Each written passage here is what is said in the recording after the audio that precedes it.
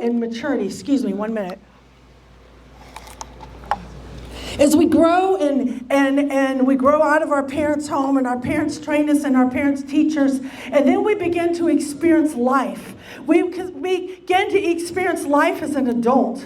How many's ever thought, I don't want to be an adult anymore? It was much more fun being a kid, wasn't it? Because we didn't bear that responsibility. But suddenly life begins to thrust itself at us, and we find ourselves in situations, and we find ourselves with challenges, and we find ourselves facing situations and mountains that are difficult, and sometimes it just gets all tied in to our emotions. And then we build relationships, and we learn, you know what? As much as I try, I can't fix this other person. I cannot fix their behavior, their actions, their attitudes. And so then our relationships begin to struggle. Being an adult is a constant learning experience. Being an adult is a constant learning experience. I want you to touch your chest right now and say, I am responsible for my own emotional health, spiritual health, and well-being. Look at your neighbor, say, I am not responsible for you. Now look back and say, thank God. He did not give us the right or the ability to control our neighbors. Let's go to Romans. Our key verse right now, does anybody remember what it is? Romans chapter 12. 18. Woohoo! We've got someone that remembers. We've been doing this for a couple of weeks. I want somebody to read that loud. Romans 12 and 18. We got some speedy Bible readers here. Who has it? Romans 12 and 18. Okay, read it loud, Linda. If it be possible, as much as lieth in you, live peaceably with all men. If it be possible, as much as lieth in you, live peaceably with all men. When we read the word has given us instruction for every area of our lives. As we begin to walk and to follow after Christ, He teaches us how to live. And He's teaching us, and the word is, Paul's explaining and teaching us right here, we need to live peaceably. How many's ever experienced strife? You ever experienced drama? Who's honest in this place? How many's ever experienced stress? It happens. You know why? Because we're human. But Paul said here, we need to live peaceably as much as possible. We need to live peaceably with all men. Pastor put on Pastor in my heart. In the next few months, we are teaching about the emotionally healthy church. Right now, we are currently in the midst of a series called Boundaries. If you have missed any of the lessons, they are on our YouTube channel. We will give you links to them. You need every one of them. We've had 3 lessons on boundaries so far. You're going to want to learn about this. You're going to want to learn. The first series talks about God. God has boundaries. First and foremost, when we establish our relationships, we need to do it in the way God did it. Yeah. God has boundaries with us. God says, you can come this far, but no further. If you want to be in my presence, this is how you will behave. Anybody ever read the 10 Commandments? God has boundaries. He doesn't tell us. He never stands and stick his finger in my face and say, you must. He just says what he will allow in his presence. Cain, we talked extensively about Cain. Cain and Abel. Cain killed Abel because he was jealous, because God took Abel's sacrifice, the blood sacrifice he gave, but he didn't accept Cain's. And so we talked about God confronted Cain. Confrontation. It said, Cain, if you do right, I'll accept your sacrifice also. He gave Cain a chance to change his behavior. He didn't force Cain to change his behavior, because Cain still had a right to do as he pleased. But God told him, Cain, you do what's right, I'll accept your sacrifice also. Cain did not do what's right. He didn't want to. He wanted to bring vegetables. He wanted to bring what he wanted to bring, not what was required. The wages of sin was death. There had to be a blood sacrifice. Cain wanted to do it his way. We live in a Burger King world. We talk about that. Everybody wants to do it their way. We're taught, do it your way. Live your way. Do what you want to do. Make it designed to how you feel it should be. You do you. You do you. That's scary. When I live my life, I want to live it according to every word that God has written here. Why? Because I want to be in His presence. And one day He's coming back for a church without spot, without wrinkle, that has aligned themselves with His word and obeyed. When we walk in disobedience, there's 2 books that's going to be opened when the Lord comes. One is the book of life, and one of them is the Word of God. We're responsible. We won't have to be able to say, I didn't know. We have a Bible, we have a preacher. God has given us His truth. Study and learn. Today we're going to continue in our boundaries lesson. It is so important. I'm excited that we're doing an emotional healthy series.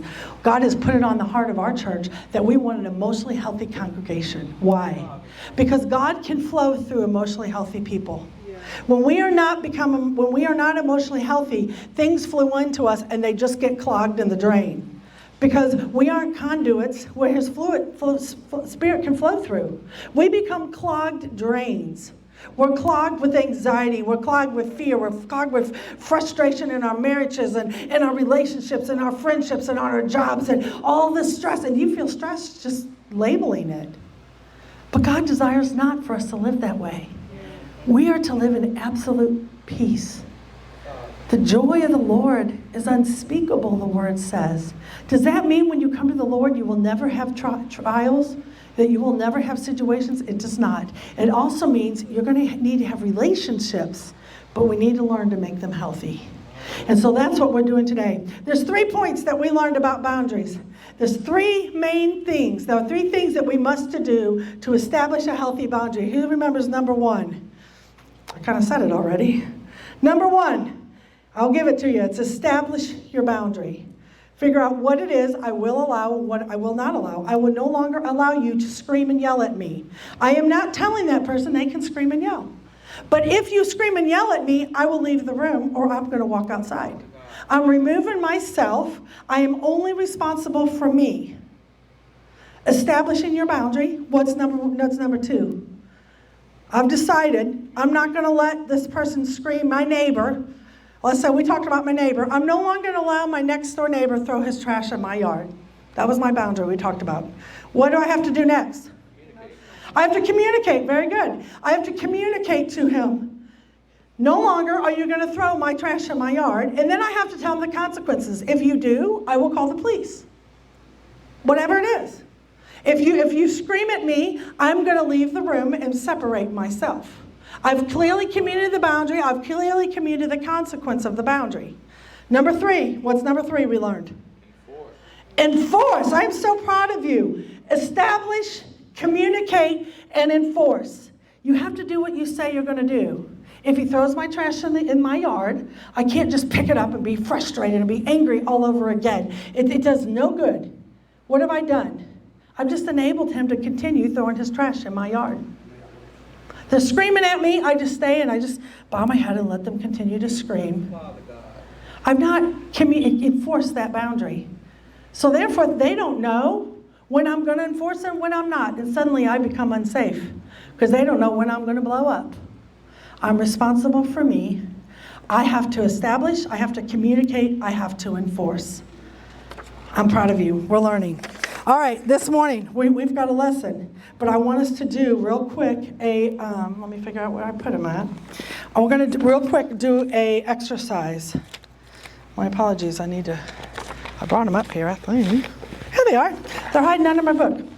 Jake, real quick, he's going to pass them out. Give Linda half of them. She'll pass them out too. We're going to real quickly go through number 2. I want us to, because next week, we're going to go through the 3rd part of our boundaries. Right now, we're just going to do an exercise before we begin our lesson. I just want to take 5 or 10 minutes. I want to make sure that each week that we begin to incorporate and to learn and understand better how to establish, communicate, and enforce our boundaries. We're learning to be healthy people. I am only responsible for me. I am not responsible for my neighbor's behavior or their reactions or their opinions or their anything they do. If I go in my neighbor's yard to fix them, I've rescued them and I've stuck my nose in their business. Keep my nose where it belongs. It belongs to me. I'm responsible for me. Everybody got paper? Did Ashley and Michael get papers? Run like the wind, Linda. I'm watching you run. She's our Olympic runner here. And Kathy, I don't know if you got one, Kath? Okay, she has one. She's getting some more. All right, introductions. Identify 2 people with whom you are frequently at odds. We're going to the next level. The last couple of weeks, we talked about our neighbors. We've talked about what can my neighbor do in my yard and what can they not. My neighbor cannot throw their trash in my yard. They can't just cut my grass anytime they want. They can't just come and paint my house a different color because they don't like my house color. That's my yard, it's my house, it's my responsibility. If you look at the 3 houses at the bottom, yours is the center house. And that dotted line shows your yard or your area of responsibility. This is the same as your life. That center house is you. This is your yard and your area of responsibility.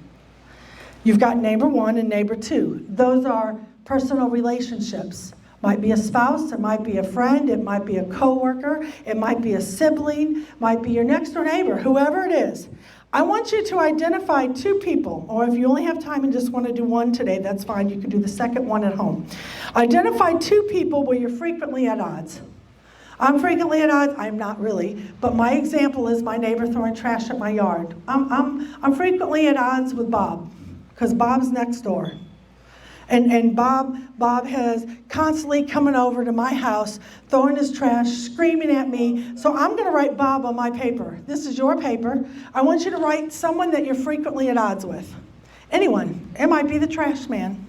Whoever it is. Whoever it is that is continually putting obstacles in your life, and you continually find yourself at odds with them, or you become angry with them, or you continually have problems with this individual. We're going to do a light exercise, but I want you to write someone's name. Hopefully you have done that right now.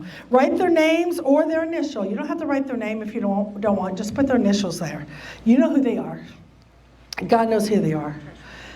Near their house, neighbor 1, let's do neighbor 1.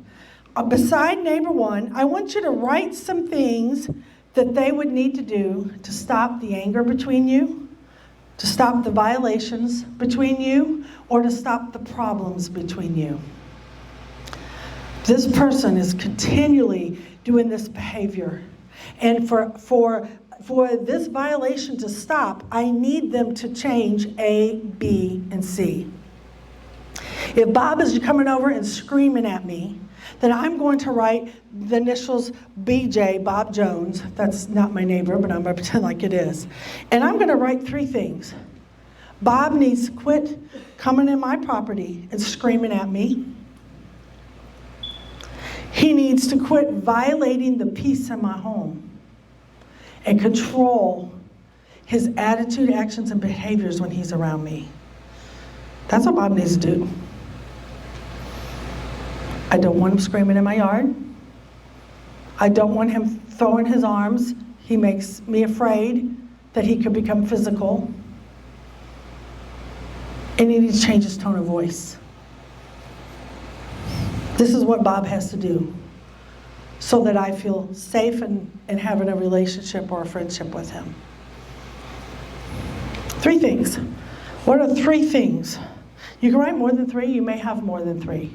We're just doing an exercise. What are 3 things that this person needs to do that would stop the anger between you, would stop the violations between you, and would stop the problems? I want you to identify things that they need to do differently.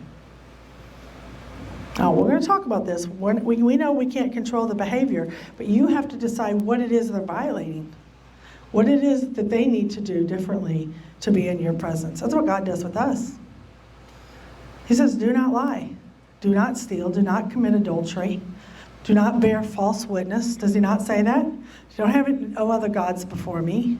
God has a list. He tells us exactly what he allows in his presence and what he doesn't. God has a list. He sure does. He has boundaries that you and I know well. He enforces them. If we don't obey his list of commands, we will not be in the heavenly home. There's an eternal lake of fire. It's true. It's real. And so we have a choice whether we want to abide with him or not. How we're going to behave makes that decision. What are the 3 things this person needs to do differently? I hope you've written them by now. In next to your yard, you have a yard there. Your yard is in the middle house. I want some things that you would need to do differently to bring an end to the problems with that person. I want you to take some responsibility here. What is it that you need to do differently? Maybe the way you act, or you respond, I should say. Your response and your actions following their yelling and behavior. Well, when he yells at me, I just yell back. He begins to raise his voice at me, I raise my voice at him.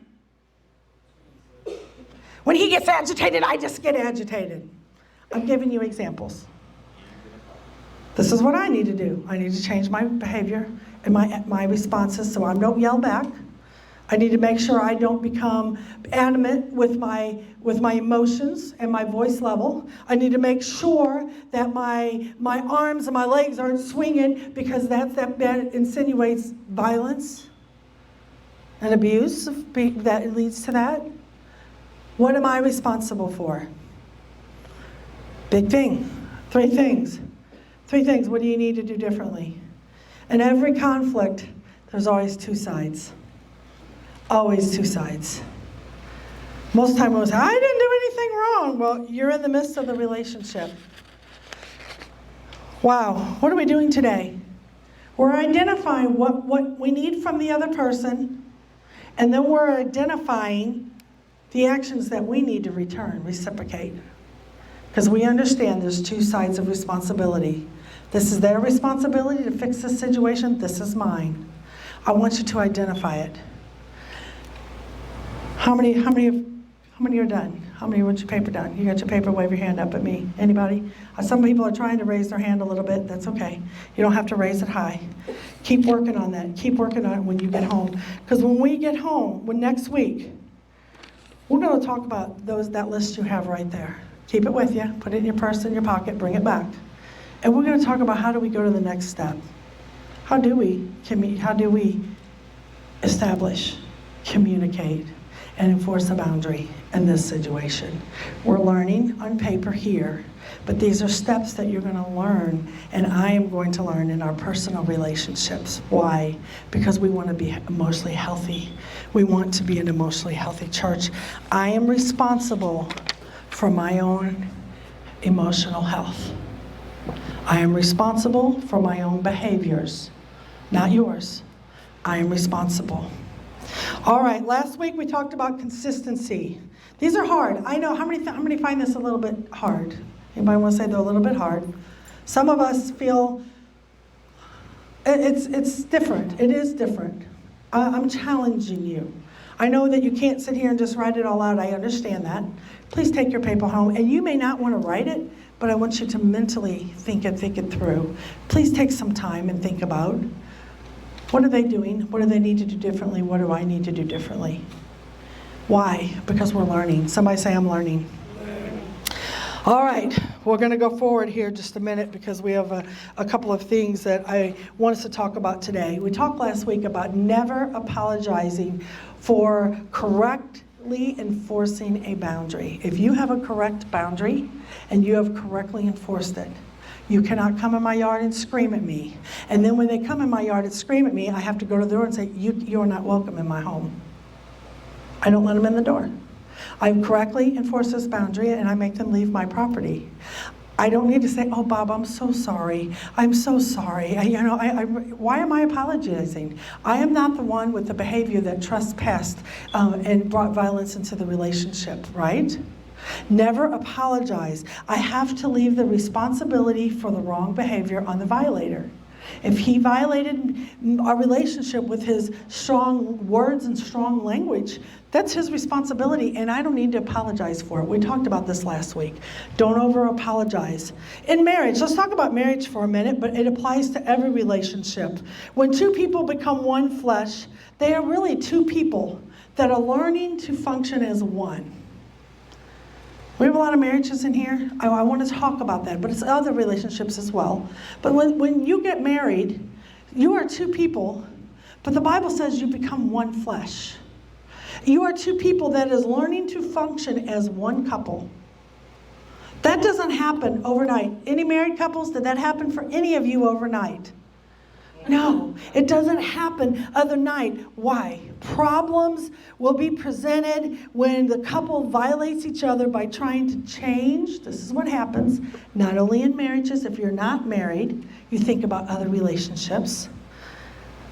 Problems happen when we try to change or control the feelings, the attitudes of, the behaviors of, the choices of, or the values of that other person. Think about that. When do problems happen? It's when we try to control the feelings of, the attitudes of, the behaviors of, the choices of, or the values of another person. That brings conflict into a relationship. I am responsible for me. I am not responsible to control and monitor my husband's actions and his behaviors and his feelings and his values. All of those belong to him.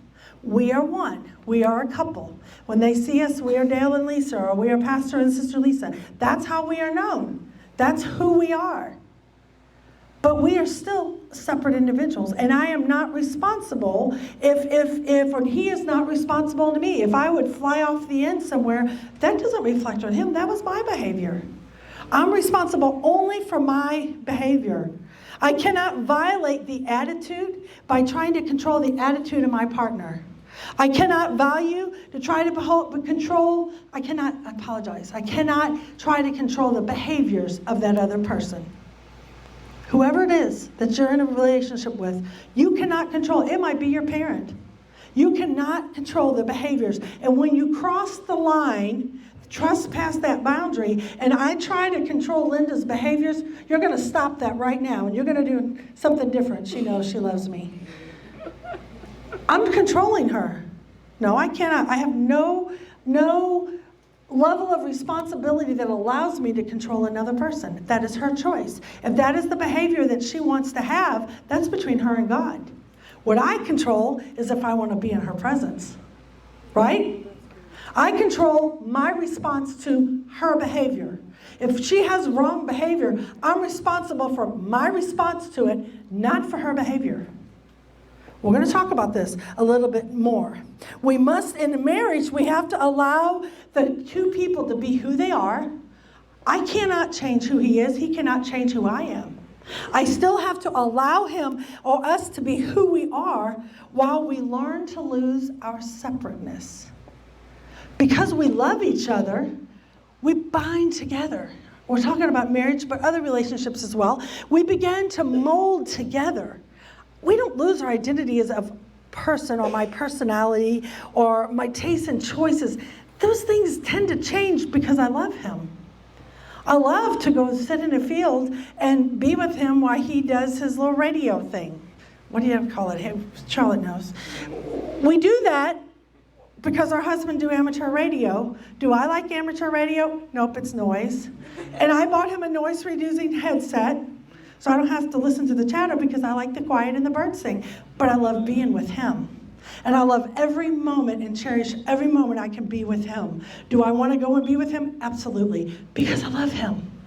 And so I will change my choices. We'll blend what we need to so that we can mesh together. Out of love. Love springs that desire to please and the commitment over time.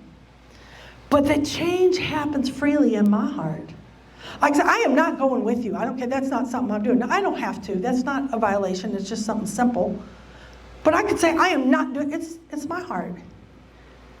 It's my heart. My heart has to change. So I'm going to love my husband even if he's not perfect. I can't control his behaviors, but I love him. So but yet, every relationship has to have healthy boundaries, or there's abuse. We've talked about that. Love begins to mesh us together, and our choices and our things begin to change.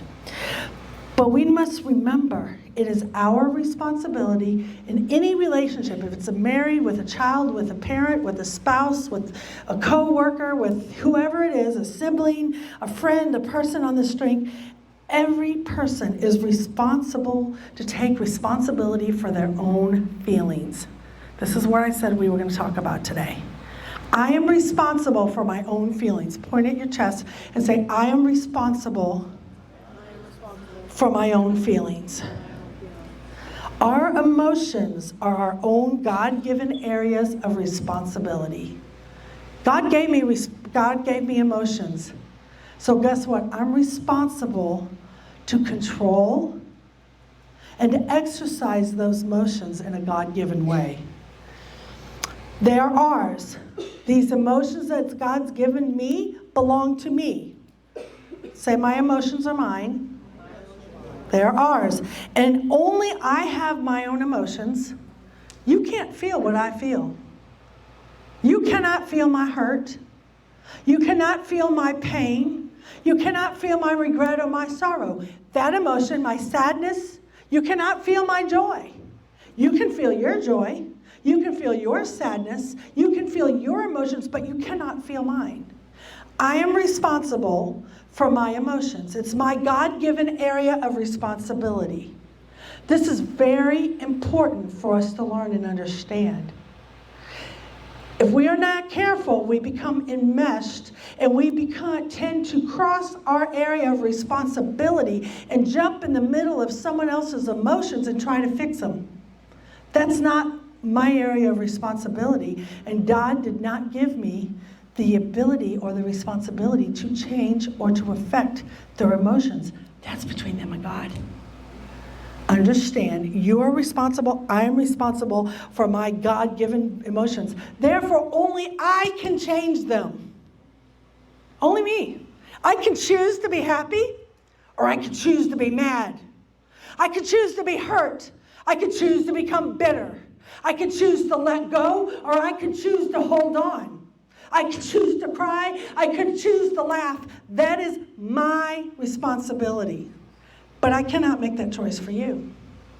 Why is it you can have two people that face the same situation, and one of them will regain peace, and they can handle the situation, and they can still smile with joy, but the other one crumples to the floor? Have you seen it? I've seen it. We've all experienced it. The other one crumples to the floor, or falls apart, or stomps away in anger, and a bit of anger and a bit of violence. Two people responding to their own area of responsibility the way they want to respond. It's a choice. My emotions, my choice. God did not take that away from us. That's what He gave us. He gave us a choice to love Him or not. The same. He gave me an area of responsibility that I have to make the choice. Only I can make it a choice to submit myself to Him. Only I can make a choice to make a healthy relationship and therefore be healthy emotionally in my marriage.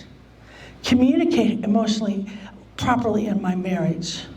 Speak to him, my husband, properly in my marriage. Not hold on to things of the past.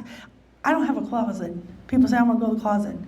I've heard people say, there's things you want to say and the things you really say. I don't say that because I don't have anything I want to say. Because instantly I've learned to just let it flow through the Spirit of Christ. I don't have a closet full of things from the past. Why? Because I instantly learned, Lord, change my behavior. Let me respond as you want me to respond. My husband taught me early in our marriage, water off a duck's back. That water never touches the skin of that duck. The outer feathers, the inner down feathers, that skin's always dry. But yet they can float and they can dive deep, but they never get wet. I go in my pool and I am coming out like a drenched rat. Ducks don't do that. That water, watch, you ever see water drip on a duck? What does it do? Rolls right off, doesn't it? I've learned to do that with situations. God, I'm just giving it to you. I'm just letting it roll. You know why? If I capture that, then I have to respond to it. And I don't want to. I just want to give it to God. It's outside of my control. I'm just going to give it to you. I am responsible for my God-given emotions that He gave to me. Victims in relationships are those that blame others for their feelings and your actions. Victims are those that blame others for their feelings and their actions. We feel them, we generate our emotions, only we can control them. But I can victimize. You make me feel. You do this, you hurt me. You make me angry. You make me sad. I've just become this victim because this other person is now controlling my emotions. No, they're not. I've allowed them to. You cannot control my emotions because you cannot control my responses to your behavior.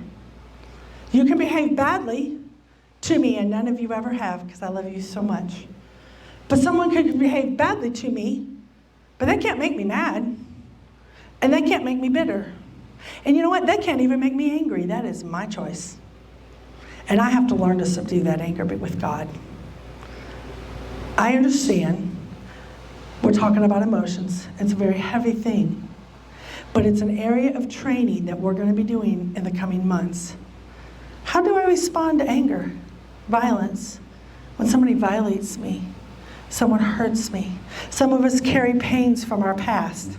Some of us were violated as children, violated sexually, or we were emotionally abused. A large percentage, I've seen studies that say something like 94% of women in America have been sexually violated in some way. I don't know, I don't make the numbers. I just want to say, and it's not just women, it's men. But we are responsible for our emotions. What we hold on to and what we would surrender and let go of. I don't want to live as a victim. I'm not going to give anybody the ability to control my life and my emotions. My emotions are God-given to me, and I choose to live in peace, and I choose to let my past go. You struggle with that? Please come talk to Pastor and I. We can help you. We can help walk you through some of those things, because sometimes we have to lay those things and learn to lay them down, because they hurt. And we can't just make a simple choice and move on. But I want to tell you, you can be free. Why am I telling you that? Because I went through a 3-year journey, but God set me free. And when I look at my past, there's no pain there anymore. Only joy. There's no hurt. I'm not a victim of anything. My God is my restorer, my restoration, and my life is in Him. There is peace. You don't have to live as a victim. You don't have to live in pain. You're in control of your emotions, and you can choose to be healed, and you can choose to be at peace, and you can choose to operate in peace and operate in joy. I have to say that because I feel that in the Lord. That's a choice you can make. You can choose to push your past down and just live. But some points in your life, and there will be trigger points that'll hit you, and it'll thrust you down again. And your emotions will go on a turmoil. You ever see somebody that does this in their emotions? Up and down and up and down and up and down, up and down, and it's like a roller coaster. And then they're a really unsafe person because you don't know when they're safe and when they're not safe, and when they're going to blow and when they're not going to blow, and when they're going to, how they're going to respond. And it's a trial. I have lots of friends that way, but I love them. But we don't have to live like that. You know how exhausting emotionally that is to live like this? It is exhausting to live on an emotional roller coaster. When God says, live peaceably. God's given us a way we can live peaceably. Why? Because we don't have to carry the anger and the pain and the turmoil and the what of our past. God can heal our emotions. He gave them to us. They're yours, and you have a responsibility for them, and only you can fix them. I cannot fix you. Jake, I cannot fix your emotions. Only Jake can fix himself. Only Jake with the help of God. Everything you do, you submit at the altar of God. Lord, I put my joy and my peace in you, and I seek that every day. Every moment of my day. Lord, all those hurts and those pains, I'm choosing to lay them down. I'm not going to live as a victim anymore. I'm not going to live with labels and victims of my past, because I want my responses to be loving. When somebody comes at me, I'm responsible for my response. They might charge in me like a bear. I have a choice. I could come on absolute anger and you got to stop right now. I can't control them, and I can't make them stop. I say, I will speak to you at a time when you can talk calmly and peaceably. And until that time, I'm leaving. I'm going to walk out of the room. I'm going to walk out of the yard. I'm going to go take a drive. Whatever it is, wherever you're at, you do what you need to do. It is not conducive to relationship to blame others for our feelings. It is your fault I feel this way. You did this to me. You did this. No, they didn't. You have a responsibility for your emotions, and only you can change them. This is a big deal. I'm really reiterating this over and over again because we need to understand that you are responsible for you, and nobody else can fix you, and nobody else can affect you unless you let them. If you will let them in your yard, they're going to violate your yard. They're going to throw trash and violate and dig it up, and I don't know what they're going to do. They're going to violate your yard if you let them in. They're going to get on that phone and they're going to throw all that trash, and it's going to make you so angry and you're going to become so riled. No. You have a choice to respond properly, or you have a choice to be sucked into the dilemma. Your emotions are your decision. And only you are responsible for them, and only you can change them. Get it down. Only I can change my emotions. I take responsibility for my feelings when I communicate them by saying, I feel sad, I feel hurt, I feel lonely, I feel scared. What am I doing? That's my responsibility. This is how I'm feeling. Just because we're talking about this doesn't mean everything's always happy. Take responsibility. I feel really scared right now. I feel really, really lonely right now. I feel sad right now. I took responsibility. That's my feeling and my emotions. You're going to feel them. God felt emotions when he was on the earth, did he not? We have emotions. Thank God we do. We would be really boring if we didn't. But we need to learn to submit them unto God. So we use our emotions appropriately. Think about your emotions, make a list, and say, God, am I using this as you would have for me to use them? Think about your emotions. I do not communicate my feelings properly when I say, I feel that you did this. You always hurting me. You're always calling me and hurting me, and you always yelling at me, and it's all your fault. No, it's not their fault. Your emotions are your responsibility, and only you can control them. You have to stand up and take responsibility for your emotions, and quit putting the responsibility on someone else. It is not my husband's responsibility to keep my emotions intact, is it? It is not. I don't even think he could bear that load. That would be so unfair to make him responsible for my emotions. He has to make me happy. He has to make me where I'm not sad or where I'm not afraid or where I'm not lonely. He has to make it so I don't scream and yell when I get angry. He has to fix me. No, he can't fix me. Only I can fix me. My emotions are my responsibility. His emotions are your responsibility. Margaret's emotions are hers. Suba's emotions are her responsibility. And only she can fix them. We are responsible for our own emotions and communicating them properly. We are responsible to take responsibility for our feelings and to communicate what we feel and why. I am feeling very sad because of this situation that has come between us. It makes me feel sad. I'm taking responsibility. I'm not telling them it's their fault. I'm taking responsibility on my part, because in every relationship, you are only responsible for your half. You can only do what you're responsible for, not what they're responsible for. When you communicate how you're feeling, it eliminates people's assumptions. You ever be with someone, you don't know how they feel or not feel because they're not talking.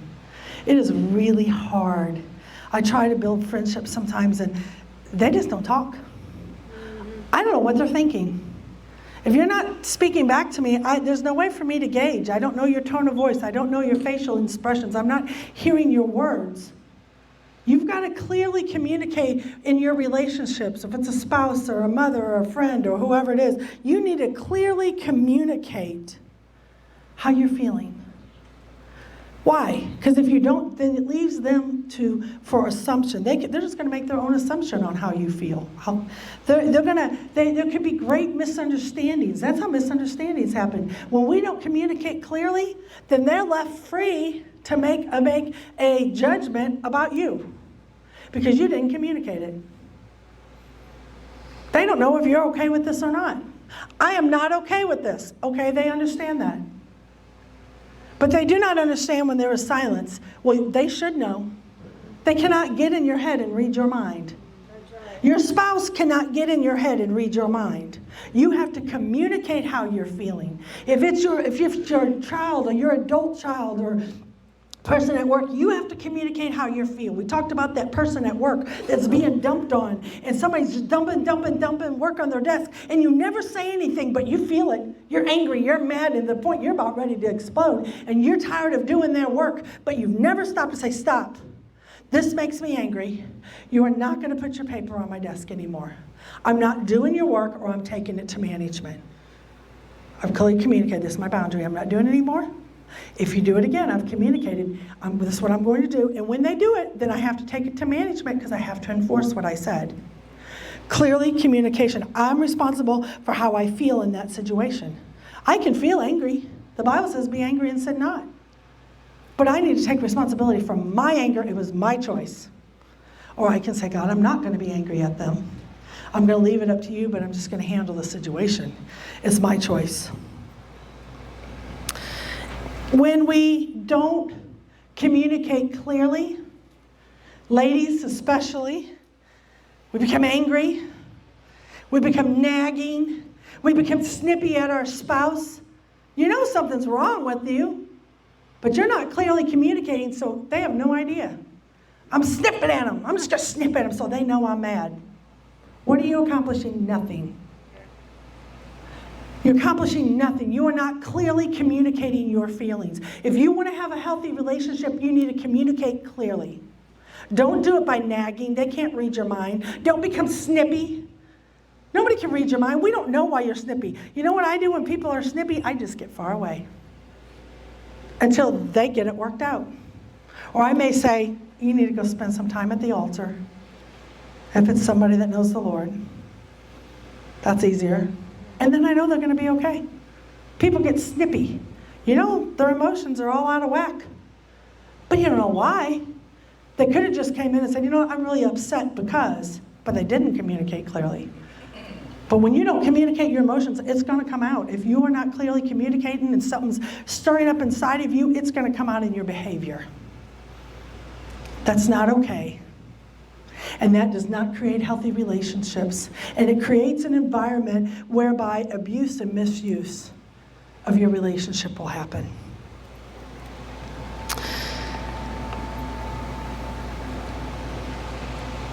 And also, we've talked a lot about this today, dealing with our feelings and not blaming the others how we feel. It's never correct to say, you make me angry, ever. You can't make me. Janie, you can never make me angry. Because my anger is my choice. She can never make me angry. I don't know who she could make angry, but she could. But it's my choice if I decide to be angry. It's my decision. I have to take responsibility. It would not be Janie's choice, or my husband cannot make me angry. Your anger, something may happen, and your anger may be justified. Somebody may have done something that violated you, your spouse, your child, your teacher, somebody working you. Something may happen and your anger may be justified. I am not telling you anger is wrong. Your anger may be justified. But you have to take responsibility for that emotion and say, I do not like what you're doing and I feel scared. I do not like what you are doing. When that neighbor comes in my yard, I do not like what you are doing and I feel scared. What have I done? I took responsibility for what I feel. I cannot say, you are making me feel this way. I'm telling him how I feel. When you come over here screaming at me, this is how you make me feel. Not you make me feel. I said the wrong. This is how I feel when you come that way. I can't tell him. He cannot make me feel anything. I said that incorrectly. I cannot blame my emotions on another. You cannot blame your emotions on another. You do not. You own your own emotions. You're responsible for them. Nobody else has control over you, only you. Before you can have a feeling, you first have to have a thought. Think about that. Pastor talked about driving down the highway in that car. And somebody jerks in front of you, your brain immediately thinks, oh, there's a car there, and then you have to swerve out of the way, right? When that car goes in front of you, your arms don't automatically just jerk, do they? They don't bypass the brain. If you're driving down that highway and that car comes in front of you, your brain has to engage and realize, uh-oh, there's a car in front of me, and then your hands have to respond. When violations come to you in your relationships, they're first going to go through your head. That gives you the moment to process and make a decision and a choice how you're going to respond, just like you are in that car.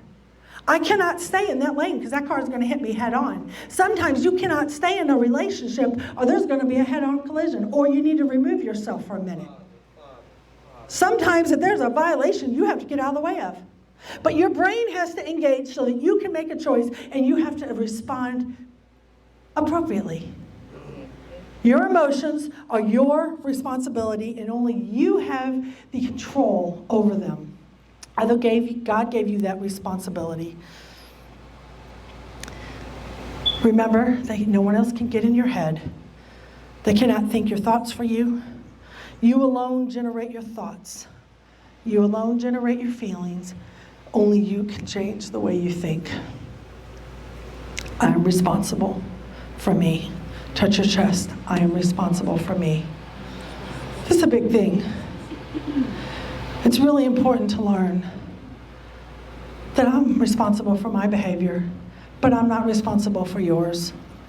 And I am not responsible for my spouses. I am not responsible for my neighbors or my children. I'm responsible for me. And I am responsible to generate and control my thinking and my actions appropriately. You know what else this does? This relieves you of carrying the weight of others' emotions on your back. Listen to me. Carrying the emotions of others on my back. Man, you ever see somebody so sad and they're silent and they're depressed and you get with them and man, you begin to carry that away with you, don't you? Yes. That's right. That's what we do. You know what? That's not my level of responsibility. My area of responsibility is what God has given to me. And that's all I have control over. I can only change me. Laws and boundaries. I got a few more minutes. We're going to talk a little bit about laws of boundaries. If you are making notes, and we will be putting these again on our website so that you will have access to some of these in detail. But we're going to talk about the laws of boundaries. I'm going to start at least number 1 today. What is the laws of boundaries? Laws are things that always happen, the response that always comes. Sowing and reaping. Let's talk about sowing and reaping. We have to allow the natural consequences to come for out of control behavior. If there is a behavior out of control, you have to allow the natural consequences to come. I cannot jump if let's say I had a son. I had a son and he went to work and he just blew up at work. I cannot go to his job and fix that situation for him. Right. He has to go face the consequences of his behavior. Is that right? I can't face that for them. Somebody stole something from Walmart. The child. I cannot face that consequence for the child. There's a consequence for that behavior. So it is in our relationships. I cannot face the consequence for someone else's behavior that was out of control. I have to allow natural consequences to take place. Why am I saying this? Because remember when we talked about rescuing people? We tend to rescue them so I don't want them to be sad. So we rescue them and we pat them, it's okay, I'm sorry, it's okay, we'll work it out. We tend to smooth things over. You know what we're doing? We're protecting them from the natural consequence from their behavior.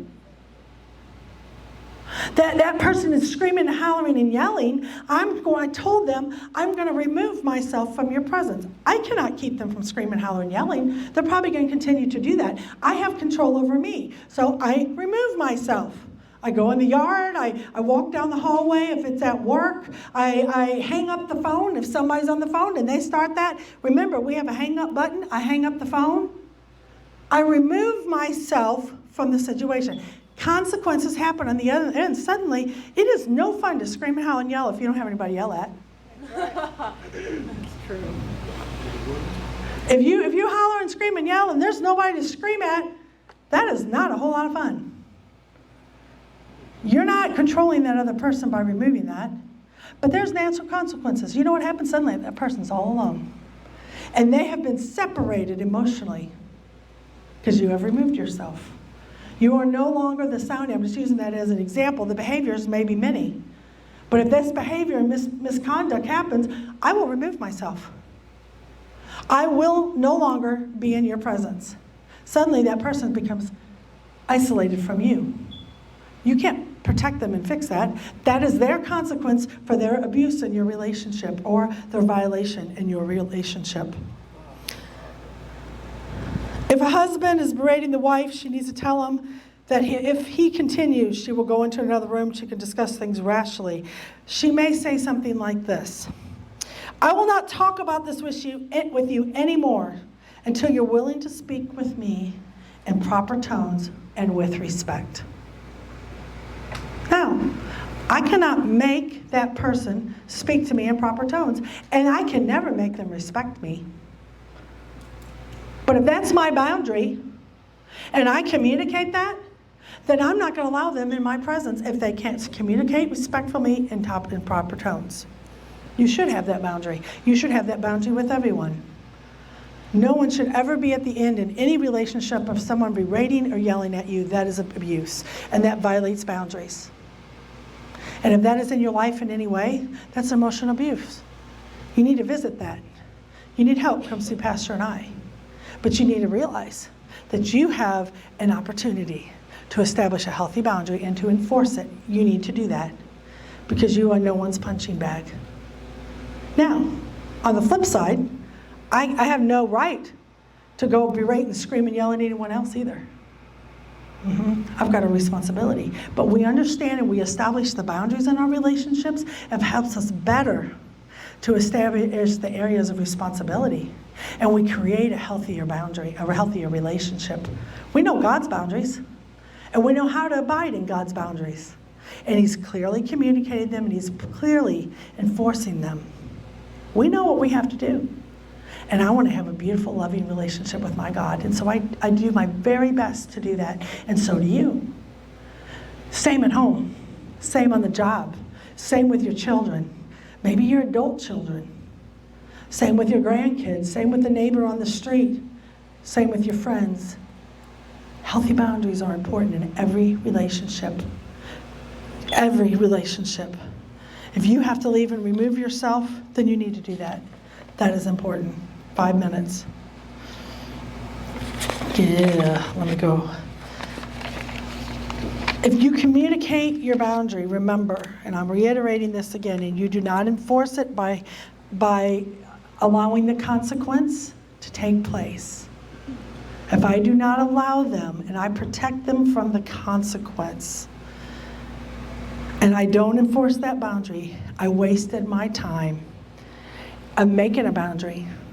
And when I try to do that in the future, it will be very difficult because they're not going to believe me. When I've established a boundary and I have communicated and I don't enforce it, then that person's never going to believe me, are they? You're just talking. You're going to get over it in a couple days. They'll be able to come in and communicate and yell and scream and do everything they've always done because you always allow it, because you do not enforce what you say. Remember we talked about consistency last week. You have to learn to be consistent in enforcing the boundary that you have placed. Boundaries are not walls. We talked about this. Boundaries are not put in place to control the other person. I am not trying to control their behavior. I'm telling you what I allow in my area of responsibility. In my yard, this is what I allow. You can scream and yell and throw your trash and be violent. You can do drugs, you can drink, you can go have affairs, you can do anything you want. But you're not going to be in my presence. Amen. This is my presence, and this is where God gave me responsibility for. And if you're violating that, you won't be in my presence. I will remove myself from violations. That's why you have to be very carefully when you seek out what your boundaries are and make sure that they're correct before God. Make sure that you make it a correct boundary. Remember we talked about you do not make boundaries to control another person. Boundaries are not about controlling another person. They are not walls to protect you from them either.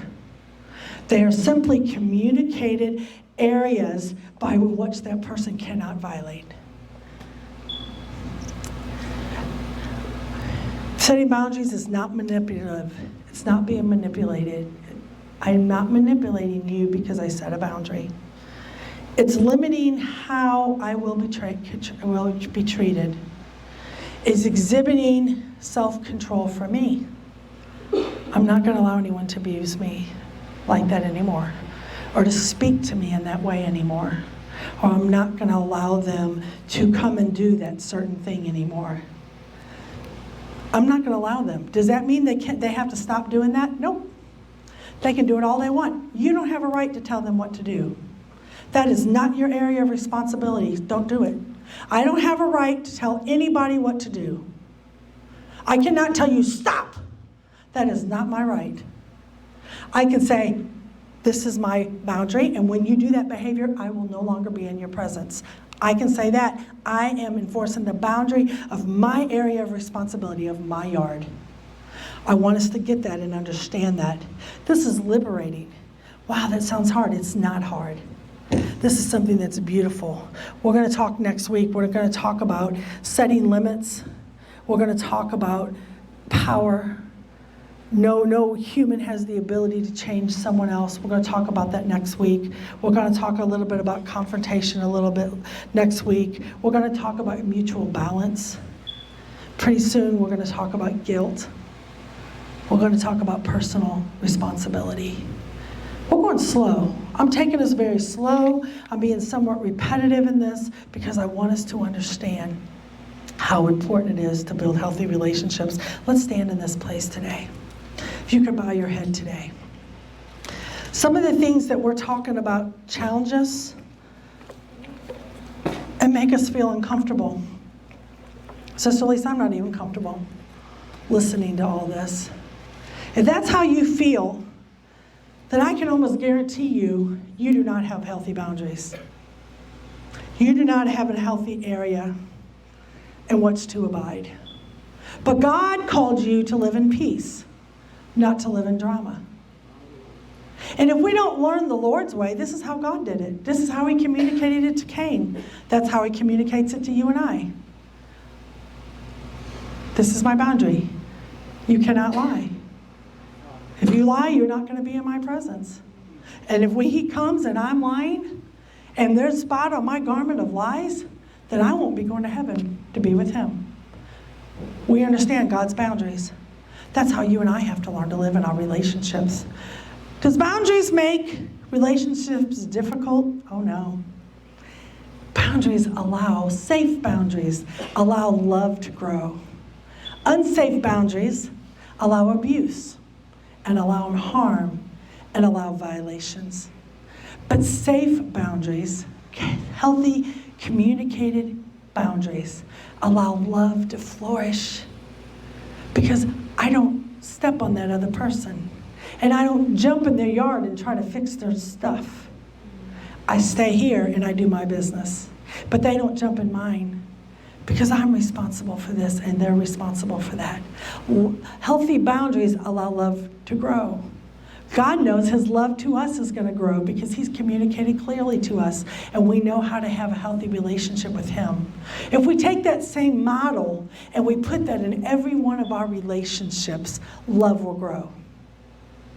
If you don't have healthy boundaries, there's going to be violations, there's going to be abuse, there's going to be harm, there's going to be hurt, there's going to be things that you're going to carry that God never intended you to carry.